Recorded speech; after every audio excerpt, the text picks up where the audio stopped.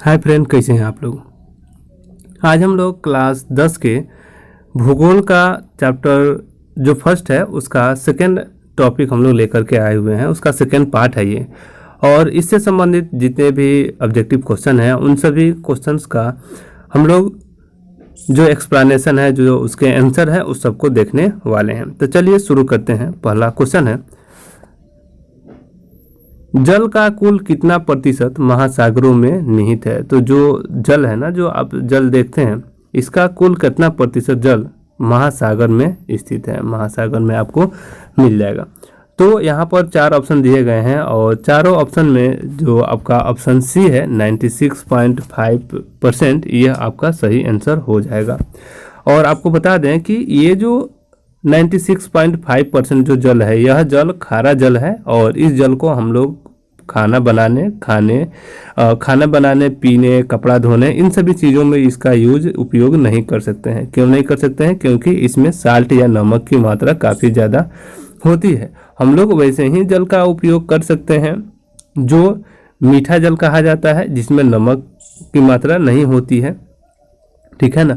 और इसकी मात्रा लगभग 4% मानी गई है, जिसमें से बहुत सारे जल आपके जो पर्वत हैं, नदियां हैं, नहर है, इसमें मिल जाते हैं। जो उसमें वर्षा का जल या जो भूमिगत जल है, उसी का ही हम लोग ज़्यादातर उपयोग अभी कर पा रहे हैं। तो ठीक है, चलिए अगले क्वेश्चन की तरफ बढ़ते हैं। अगला क्वेश्चन देखते हैं क्या है। अगला क्वेश्चन है, प्राणियों के शरीर में कितना प्रतिशत जल की मात्रा निहित होती है। यदि जितने भी प्राणी हैं ना, उन सभी प्राणियों के शरीर में यदि जल की मात्रा की बात करें तो कितना प्रतिशत जल होता है, परसेंटेज में पूछा जा रहा है कि कितना प्रतिशत होता है। तो जब इस तरह की क्वेश्चन आपसे पूछे जाए तो आप यहाँ पर केवल 65% ही लगाइएगा और यह सही भी होता है। आप सोच रहे होंगे कि मानव के शरीर में जल इतना ज़्यादा कहाँ से चला आता है। तो देखिए, जो बोन्स है, हड्डियाँ हैं, हड्डियों में भी जल होता है, जल की मात्रा होती है। आपके ब्लड या रक्त में तो जल ही आए ही, मांसपेशियों में, मांसों में, ये सब में जल की मात्रा होती है। और इन सबको जोड़ के देखें तो आपके पूरे शरीर में 65% जल होता है। यदि आप यह जो क्वेश्चन है, इस क्वेश्चन का टेस्ट भी बनता है आपको। यदि आप इसका टेस्ट नहीं बनाए हैं तो आपको क्या करने चाहिए, कमेंट बॉक्स में कमेंट करने चाहिए और आपको हमारे जो एप्लीकेशन है, एप्लीकेशन से जुड़ने चाहिए, वहाँ पर टेस्ट बनाने चाहिए। ठीक है, तो चलिए अगले क्वेश्चन की तरफ बढ़ते हैं। अगला क्वेश्चन देखते हैं कि क्या दिया गया है, ठीक है ना। अगला क्वेश्चन दिया गया है, देश के बांधों को किसने भारत का मंदिर कहा था। यह क्वेश्चन आपके चैप्टर से दिया गया है ना, चैप्टर से पूछा गया कि देश के जो बांध है ना, उसको किसने भारत का मंदिर कहा था। तो यहाँ जो ऑप्शन दिए गए हैं, ऑप्शन के अनुसार से आपको आंसर देना है। और यहाँ पर ऑप्शन दिया गया है पंडित जवाहरलाल नेहरू, सी ऑप्शन जो इसका सही आंसर हो जाएगा। ठीक है, इन्होंने देश के बांधों को भारत का मंदिर कहा था। बृहद क्षेत्र में जल की उपस्थिति के कारण ही पृथ्वी को कहते हैं। अब देखिए, अब जो पृथ्वी है ना, पृथ्वी के जो ऊपरी सतह है, ठीक है ना, ऊपरी सतह है। जब आप इसको मैप या ग्लोब को देखिएगा, खास करके तो ग्लोब को आप जब देखिएगा तो उसमें आपको बहुत ज़्यादा क्षेत्र में जल देखने को मिल जाएगा, ठीक है ना। और बहुत कम ही क्षेत्र जहाँ होंगे जहाँ पर आपको स्थल या पहाड़ पठार ये सभी देखने को मिलेंगे। तो जल की ज़्यादा मात्रा होने के कारण से पृथ्वी को एक नाम दिया गया है। पृथ्वी जो ग्रह है ना, इस ग्रह को एक नाम दिया गया है और उस ग्रह का नाम है नीला ग्रह। क्योंकि जल को जब आप ग्लोब पर देखिएगा तो वहाँ पर जल को नीले ग्रह यानी ब्लू कलर से दर्शाया गया है। इंग्लिश में इसको ब्लू प्लैनेट भी कहते हैं, हिंदी में इसको नीला कहते हैं, ठीक है ना। अगले क्वेश्चन की तरफ बढ़ते हैं और अगला क्वेश्चन है, भारत में अति जल दोहन किस तत्व का संकेंद्रण बड़ा है। मतलब जल का दोहन का तो समझते हैं ना कि जल निकालना, ठीक है ना, जल का ज़्यादा से ज़्यादा उपयोग करना, ठीक है ना। भारत में जल का सबसे ज़्यादा उपयोग किया जाता है, भूमिगत जल को ज़्यादा निकाला जाता है, ठीक है ना। और इसके जल का सबसे ज़्यादा दोहन से, उसका उपयोग से ना संकेंद्रण बढ़ा है, आर्सेनिक का संकेंद्रण बढ़ा है, ठीक है ना।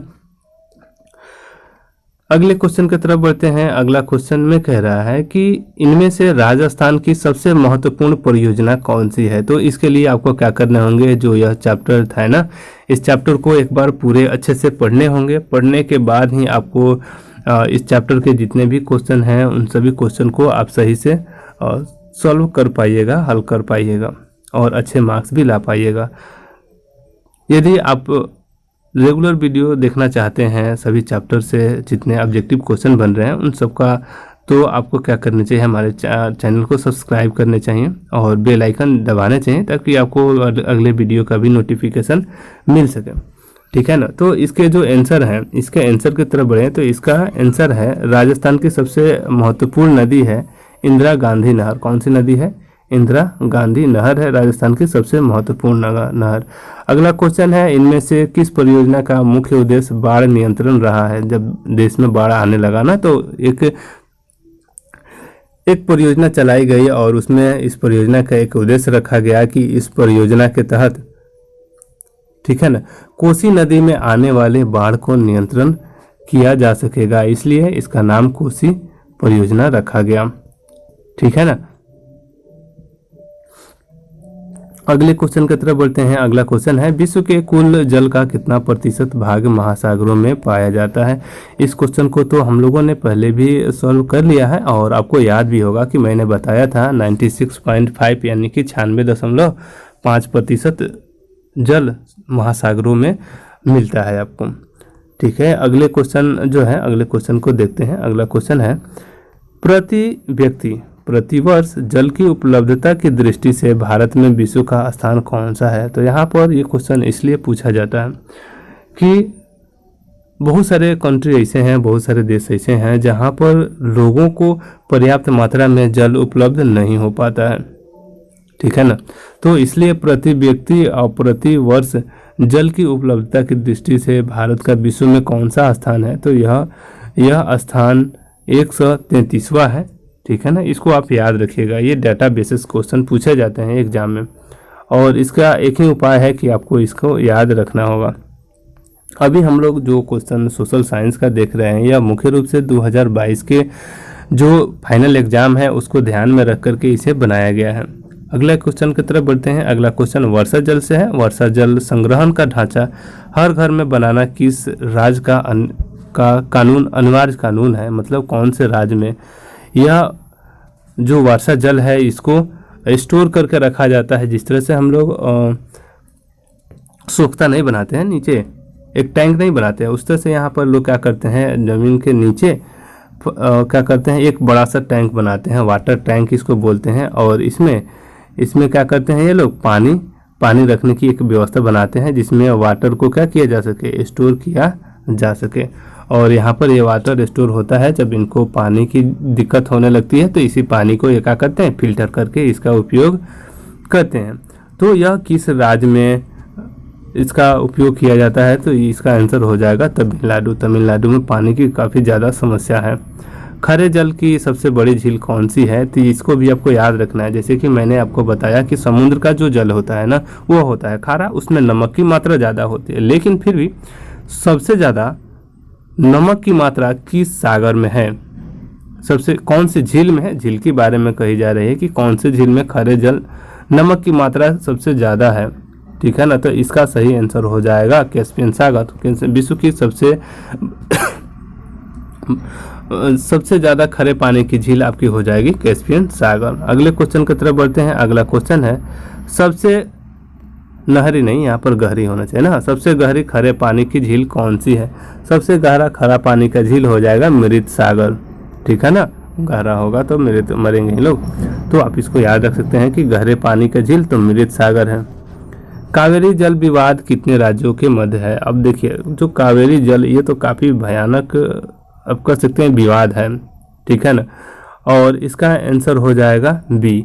यह कावेरी जो नदी का जो जल विवाद है यह 3 राज्यों से संबंधित है, क्योंकि इसमें जब बाढ़ का पानी जब ज़्यादा हो जाता है ना तो उसके तटवर्तीय जो क्षेत्र होते हैं, जो राज्य हैं, ठीक है ना, उसमें जल का बहाव तेज होने लगता है। तो जो यदि एक राज्य बीच में यहाँ पर जल के नदी का जो पानी है बीच में यहाँ रोक देता है बराज के द्वारा या किसी भी परिस्थिति में, तो ऊपर वाले क्षेत्रों में बाढ़ का पानी अब तटवर्ती क्षेत्रों में फैलने लगेगी, तो विवाद बढ़ेगा ही। एक बार यदि छोड़ देता है तो इसके अपने राज्य में पानी ज़्यादा तेजी से बहने लगेगा, ठीक है ना। तो ये विवाद तो चलते रहता है। यह अभी विवाद जो है कावेरी नदी जल का 3 राज्यों में अभी चल रहा है, ठीक है ना, और चलते भी रहेगा। इतने जल्दी इसका समस्या का समाधान होने वाला भी नहीं है। राष्ट्रीय पेयजल मिशन कब आरंभ किया गया था? ये डाटा बेसिस क्वेश्चन है और इसको आपको याद रखना चाहिए। इसको शुरू किया गया था 1991 ईस्वी में। अगले क्वेश्चन की तरफ बढ़ते हैं। अगला क्वेश्चन राष्ट्रीय पेयजल मिशन से है और राष्ट्रीय पेयजल मिशन पहले कितने जिलों में प्रारंभ किया गया था? तो जो राष्ट्रीय पेयजल मिशन है ना, इसको प्रारंभ किया गया था सबसे पहले 55 जिलों में और इसका आंसर हो जाएगा बी, ठीक है। किस देश में कम वर्षा के बावजूद पानी का अभाव नहीं है? अब देखिए, कोई ऐसा भी देश होते हैं जहां पर वर्षा का पानी तो वर्षा कम होने के बावजूद भी वहां पर पानी का अभाव नहीं है। तो यहाँ पर जो यहाँ आंसर हो जाएगा यह हो जाएगा इजराइल। कौन सा आंसर होगा?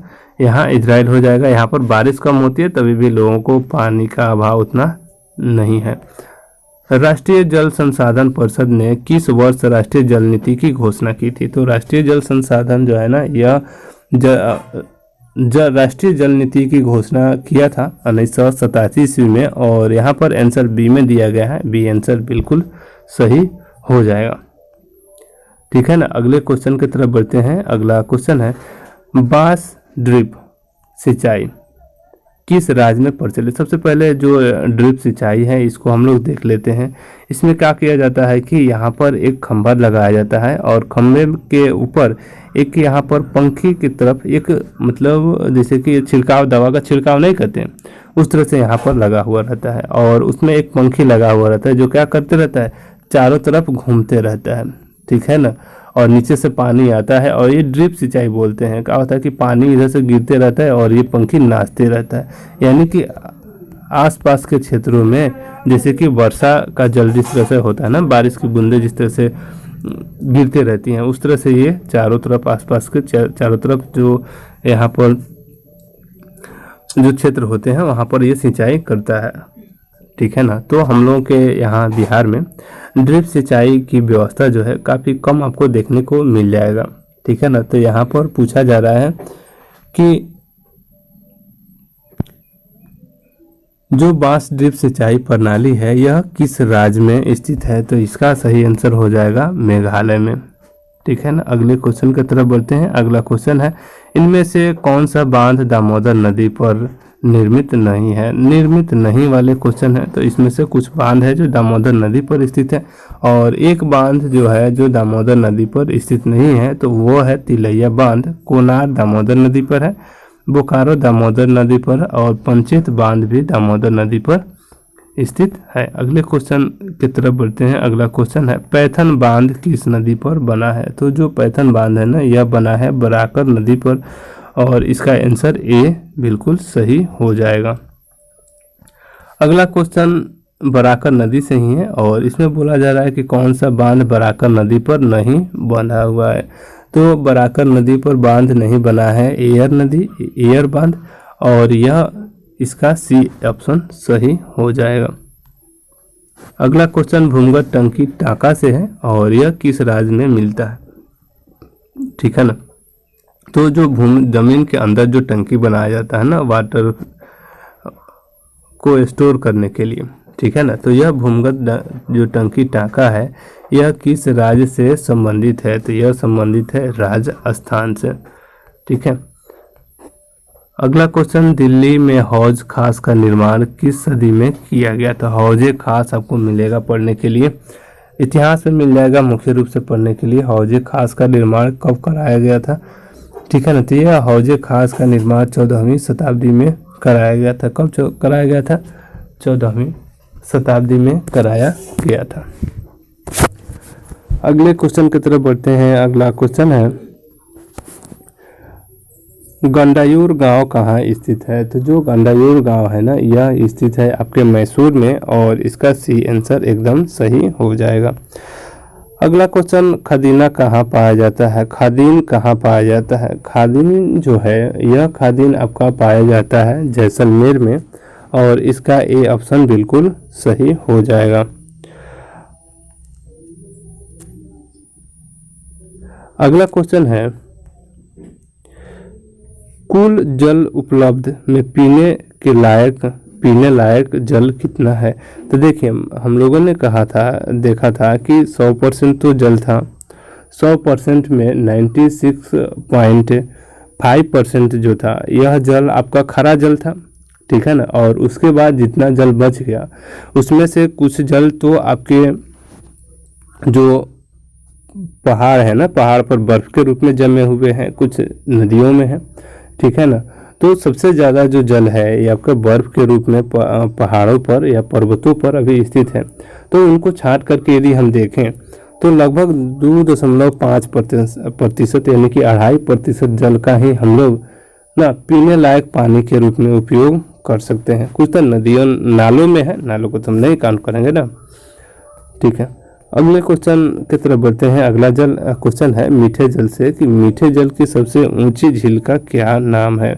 तो मीठे जल का जो सबसे ऊंची झील है ना, उसका नाम है टीटीकाका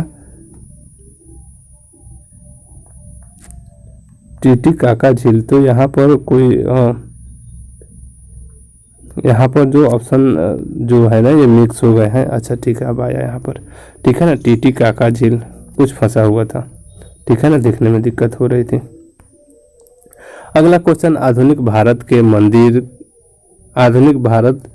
मंदिर किसे कहा गया है? आधुनिक भारत का मंदिर किसे कहा गया है? ये भी क्वेश्चन रिपीट हुआ है, और यहाँ पर सही आंसर हम लोगों ने ए बांध देखा था पहले भी, और वहीं होता भी है। पूछा गया था कि आधुनिक भारत के मंदिर बांधों को किसने कहा था, ये क्वेश्चन पूछा गया था शायद ना।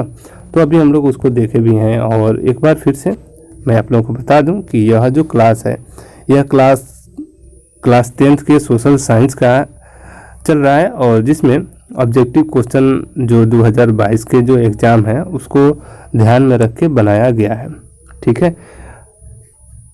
इनमें से किस नदी को बिहार का शोक कहा गया है? अब यहाँ पर इनमें से नहीं, यहाँ पर एक ही नदी है जिसको बिहार का शोक कहा जाता है, और वो है कोसी नदी, ठीक है ना। कोसी नदी को बिहार का शोक कहा जाता है। जहाँ भी आपको ये देखने को मिल जाए आप निश्चित रूप से यहाँ पर इसको टिक लगा सकते हैं। अगला क्वेश्चन भाखड़ा नंगल परियोजना से है, और पूछा गया है भाखड़ा नंगल परियोजना किस नदी पर बना हुआ है? तो जो भाखड़ा नंगल परियोजना है ना, यह सतलज नदी पर बना हुआ है। इसको आप याद रखिएगा, कई बार एग्जाम में लगातार पूछे जा रहे हैं, और आपको इसको ध्यान में रखने ही चाहिए। यह बहुत ज़्यादा महत्वपूर्ण क्वेश्चन है, ठीक है ना। 2-3 क्वेश्चन तो इसमें इतने महत्वपूर्ण है जो कि प्रत्येक एग्जाम में पूछे ही जाते हैं। संसार में सबसे लंबा बांध किस नदी पर विकसित है? ये तो जो क्वेश्चन है ना, यह क्वेश्चन आपके जो कॉम्पिटिटिव एग्जाम उसमें भी पूछे जाते हैं, प्रतियोगी परीक्षा में भी पूछे जाते हैं कि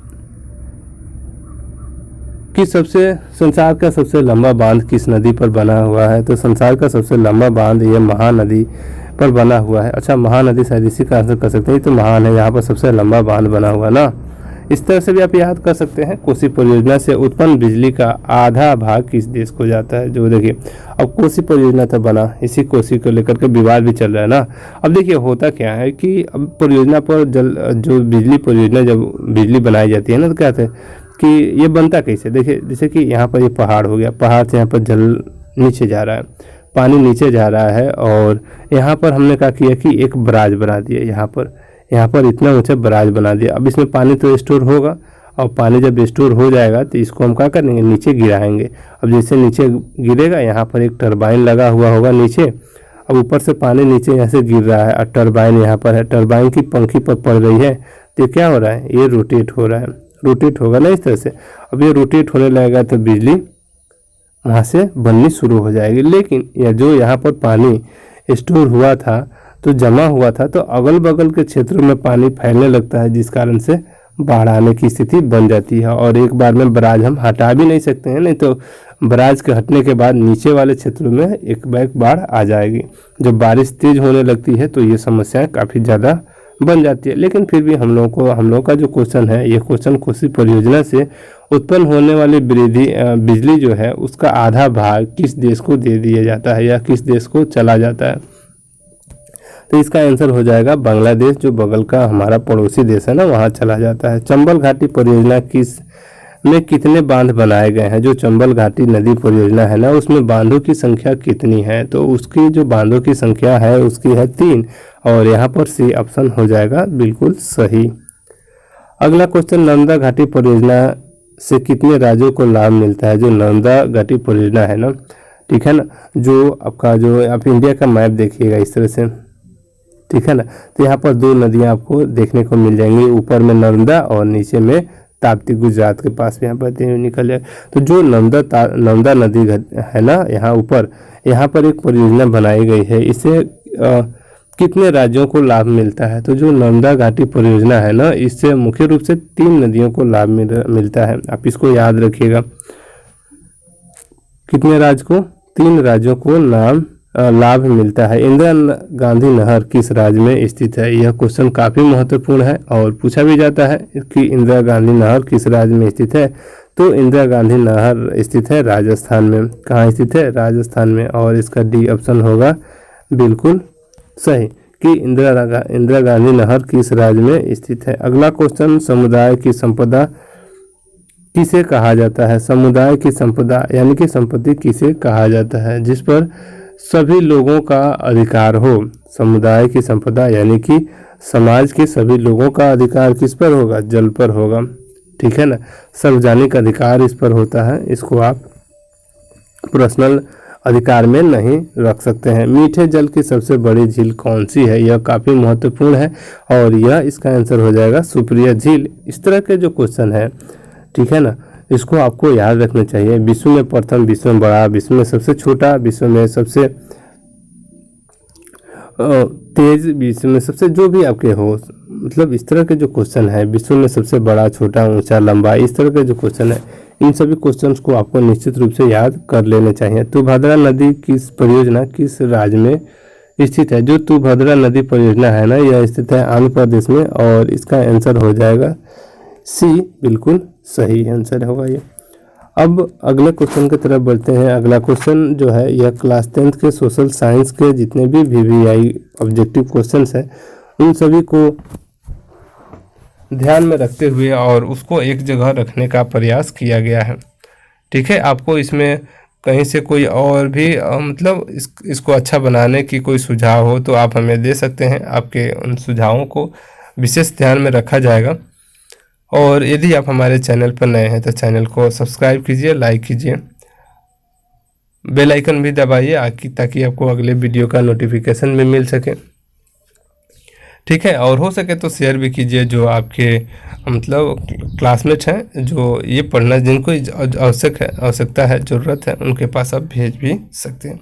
अगला क्वेश्चन 40 नंबर जो क्वेश्चन है, भूमिगत जल के अधिक उपयोग से किस क्षेत्र में होता है? तो भूमिगत जल का सबसे ज़्यादा उपयोग किस क्षेत्र में होता है? तो देखिए, वैसे क्षेत्र जहाँ पर खेती की जाती है, कृषि की जाती है, वहाँ पर खेतों में जो सिंचाई करते हैं ना जब बारिश होती नहीं है तो समय से सिंचाई तो करने हैं। तो समय से सिंचाई करने के लिए हमें कौन से जल का उपयोग करना होगा? हमें भूमिगत जल का उपयोग करना होगा। और सबसे ज़्यादा जो सिंचाई है यह आपके उत्तरी भारत में होती है, क्योंकि यहाँ पर खेती भी सबसे ज़्यादा उत्तरी भारत में ही होती है। अगले क्वेश्चन की तरफ बढ़ते हैं। अगला क्वेश्चन चंबल घाटी परियोजना से है कि चंबल घाटी परियोजना से राज्य, स्थान एवं दूसरे किस राज्य को लाभान्वित होता है? मतलब जो चंबल घाटी परियोजना है ना, कौन कौन से राज्य उससे लाभान्वित होते हैं? तो जो चंबल घाटी परियोजना है तो यह परियोजना तो एक तो राजस्थान है ऊपर में, और नीचे में उसके सामने जो आप चले जाइएगा पूरब साइड में जब बढ़िएगा तो उससे सटा हुआ एक राज्य है, ठीक है ना, वह राज्य है मध्य प्रदेश का, ठीक है ना। तो यहाँ पर आंसर बी आपका बिल्कुल सही हो जाएगा। अगला क्वेश्चन, पृथ्वी पर पीने लायक ठोस जल कितना प्रतिशत है? जिसको हम लोगों ने अभी देखा है, ठीक है ना, 2.5% इसका आंसर सही होगा। अगला क्वेश्चन क्वेश्चन है आपका, कृष्णा नदी पर विकसित नदी घाटी परियोजना क्या नाम है। मतलब जो कृष्णा नदी पर जो नदी घाटी परियोजना बनाई गई है ना, तो उसका क्या नाम यहाँ पर दिया गया है, तो उसके नाम के बारे में पूछा जा रहा है। तो सबसे पहले हम लोग इसके ऑप्शन की तरफ बढ़ते हैं। ऑप्शन 1 में तुभद्रा है, बी में सोन है, सी में नागार्जुन सागर और डी में मोटर है। तो जो इसके आंसर हो जाएंगे, आंसर हो जाएगा सी नागार्जुन सागर। और चलिए इसके अगले क्वेश्चन की तरफ बढ़ते हैं। अगला क्वेश्चन, भारत में जल का सबसे अधिक उपयोग किस कार्य के लिए किया जाता है। पूरे भारत की बात कही जा रही है कि पूरे भारत में जल का सबसे ज़्यादा उपयोग किस रूप में किया जाता है। तो सबसे ज़्यादा उपयोग तो सिंचाई के रूप में ही करेंगे, क्योंकि भारत एक किस प्रकार का देश है, कृषि प्रधान देश है। बिल्कुल सही, ये आंसर आपका हो जाएगा। तो चलिए अगले क्वेश्चन की तरफ बढ़ते हैं। अगला क्वेश्चन है, संसार की सबसे लंबी नहर का क्या नाम है। पूछा जा रहा है संसार की, पूरे संसार में विश्व की सबसे लंबी नहर का क्या नाम है। तो विश्व की सबसे लंबी नहर का नाम इंदिरा गांधी नहर है, ठीक है ना। अगले क्वेश्चन की तरफ बढ़ते हैं। अगला क्वेश्चन है, स्वतंत्र भारत की पहली नदी घाटी परियोजना कौन सी है। स्वतंत्र भारत मतलब जब भारत आज़ाद हुआ था ना, उसके बाद से एक नदी घाटी परियोजना लाई गई थी, ठीक है ना, उसका क्या नाम है। तो जो सबसे पहले घाटी परियोजना आई थी ना, उसका नाम था दामोदर नदी घाटी परियोजना, दामोदर घाटी परियोजना, ठीक है।